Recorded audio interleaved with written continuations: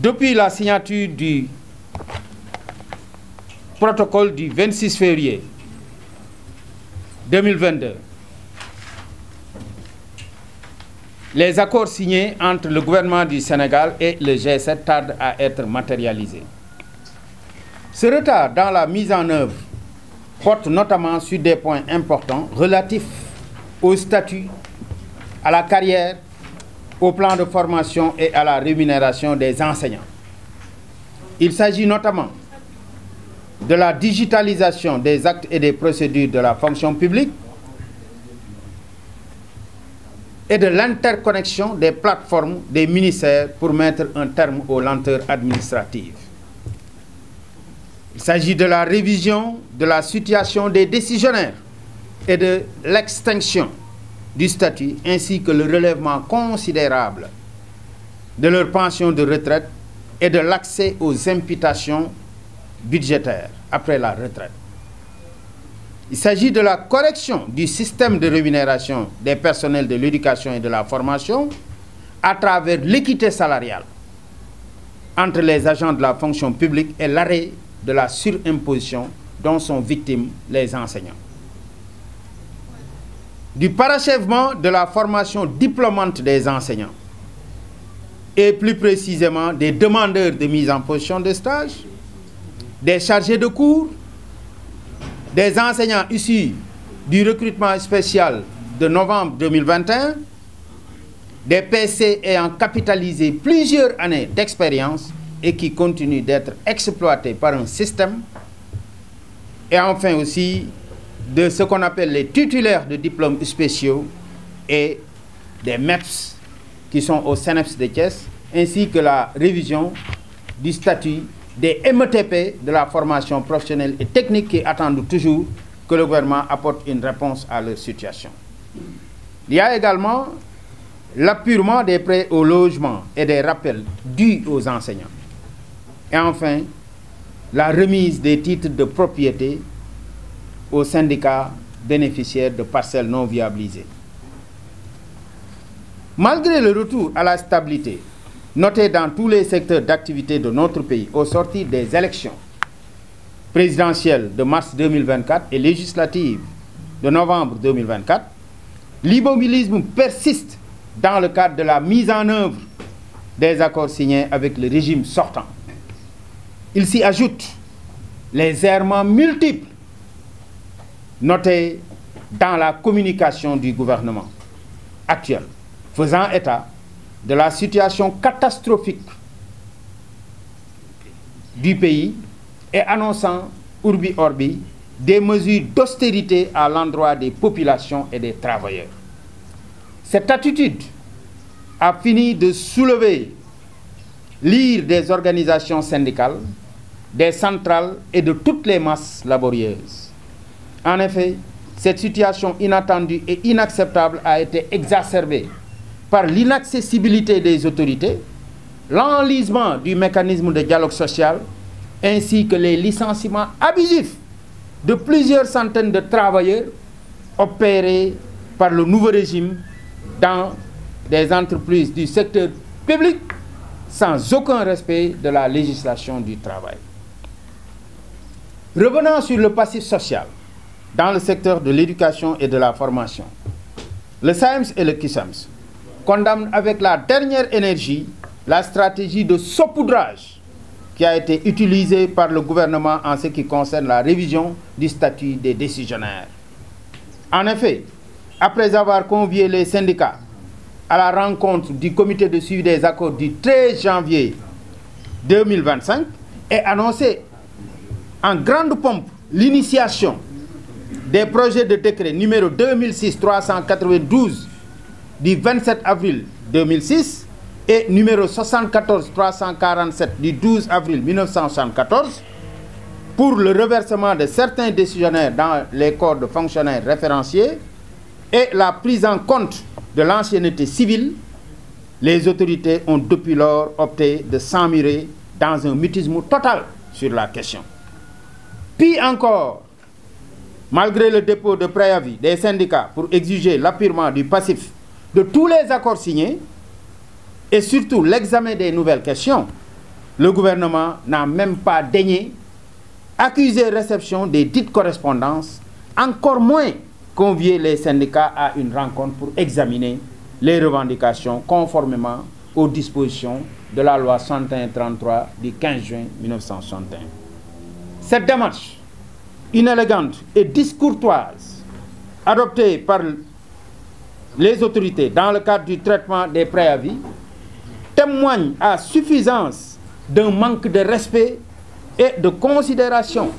vis-à-vis des organisations syndicales. En définitive, le SAEMS et le CUSEMS saisissent l'opportunité de cette conférence de presse pour informer l'opinion publique nationale et internationale que, malgré toutes les démarches d'alerte et de veille que les syndicats ont initiées, c'est l'immobilisme total qui règne en ce qui concerne l'application des accords signés. D'ailleurs, conscients de leur mission d'alerte et de veille, et pour éviter au système éducatif sénégalais de renouer avec les perturbations cycliques, les syndicats représentatifs avaient adressé une correspondance aux plus hautes autorités de notre pays au début de l'année scolaire 2024-2025 pour solliciter une rencontre afin de discuter des questions sectorielles. Malheureusement, une fin de non-recevoir a été opposée par les autorités à la correspondance initiée par les syndicats représentatifs. Et c'est l'occasion pour nous de déplorer encore une fois la démarche cavalière et solitaire du ministère de l'Éducation nationale qui ne sollicite guère l'avis des syndicats représentatifs sur les questions stratégiques, dont la dernière en date est le projet de décret portant réorganisation des services du ministère, qui, au regard des incidences et implications majeures, aurait dû faire l'objet de partage. Je peux citer parmi d'autres décisions majeures, mais la question des LINAC, qui a été déroulée sans aucun avis des syndicats. Vous avez l'introduction de l'anglais, vous avez beaucoup d'autres activités qu'ils ont initiées, sans pour autant qu'il y ait au départ quand même une concertation ou en tout cas un partage avec les organisations les plus représentatives du secteur de l'éducation. Face à cette situation actuelle que traverse notre pays, le SAEMS et le CUSEMS tiennent à rappeler aux autorités qu'il urge de renouer le fil du dialogue avec toutes les forces syndicales afin d'apporter des solutions diligentes aux lancinantes préoccupations des travailleurs. S'agissant du secteur de l'éducation et de la formation, nous tenons à rappeler que l'année scolaire 2024-2025 est à mi-parcours et que le gouvernement du Sénégal a l'obligation de veiller à son bon déroulement grâce à la mise en œuvre de stratégies efficaces et efficientes pour l'appurement des points inscrits dans les protocoles du 30 avril 2018 et du 26 février 2022. À cet effet, nous exigeons la convocation d'urgence du comité de suivi des accords pour une mise en œuvre effective des accords signés avec le gouvernement, le parachèvement de la digitalisation des actes et des procédures et un fonctionnement optimal du portail e-carrière du ministère de la fonction publique, la signature en procédure d'urgence même des projets de décret numéro 2006-392 et numéro 74-347 du 12 avril 1974 pour le règlement définitif de la question des décisionnaires, le parachèvement de la correction du système de rémunération des personnels de l'éducation et de la formation grâce à l'équité salariale et également aussi l'effectivité de la formation diplômante universelle pour tous les enseignants qui sont en attente de formation. Et là, nous voulons parler des chargés de cours, des demandeurs de mise en position de stage, des PSC ayant capitalisé plusieurs années d'expérience, des MEPS, de tous ceux qui sont en attente de formation. Il s'agit également pour nous d'exiger aujourd'hui l'appurement de tous les rappels dus aux enseignants et je rappelle qu'il y a eu un accord qui a été signé dans ce sens et qu'aujourd'hui le gouvernement du Sénégal a l'obligation de respecter. il s'y ajoute également l'appurement de tous les prêts au logement qui sont devenus aujourd'hui pour les enseignants particulièrement un casse-tête cornélien. Parce que vous avez un prêt,